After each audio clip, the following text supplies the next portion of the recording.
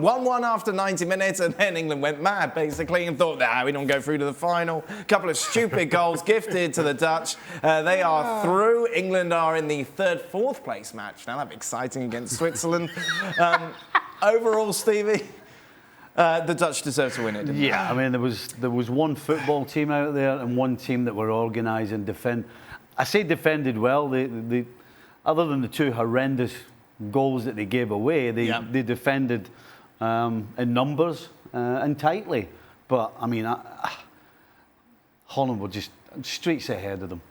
They really were, weren't they? Yeah, they were. And let's be honest, Holland played a part in conceding the opening goal themselves. Yep. Saying that, England, but for a very close offside decision, maybe could have got the winner after 90 minutes. But on the balance of play, the Dutch were by far the better. In the end, a just result, despite the errors that gave those mistakes away. And for what has been, some may seem as a glorified friendly, I don't think I've seen you more disappointed or Stevie more happy in the same room. Don't start spinning fun. That tale. I'm just saying. That told a story. What's happened to John Stones?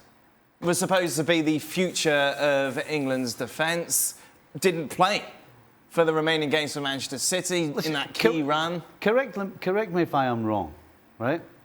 John Stones has been making mistakes, regardless of whether it's been with Everton, with City, or with England. Mm-hmm. You know, John Stones hasn't changed. John Stones can play for 90 minutes and be superb for 88 of those, and then there's a couple of minutes where he just gambles. As the last man, you can't afford to gamble, and he does it continuously. And that's why, at the end of the second part of the season particularly, he never featured for Manchester City. So for him to be thrown in this game, it's a gamble as well. I think Southgate gambled by playing him.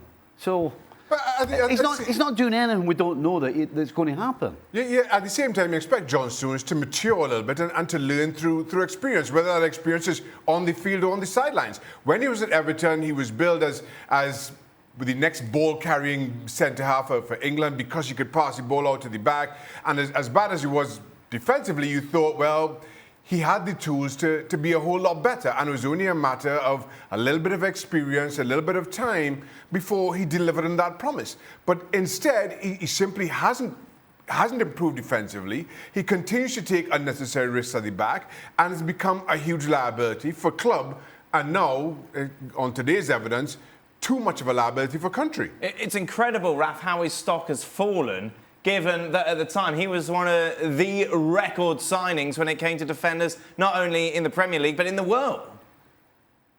It is, and he had a decent start under Guardiola, and it looked as if he might be the coach that gets the most out of him. Remember, passing is not just down to the guy on the ball. You also need options. You need the midfield to be available, the midfield also to be brave to wanting balls in different positions.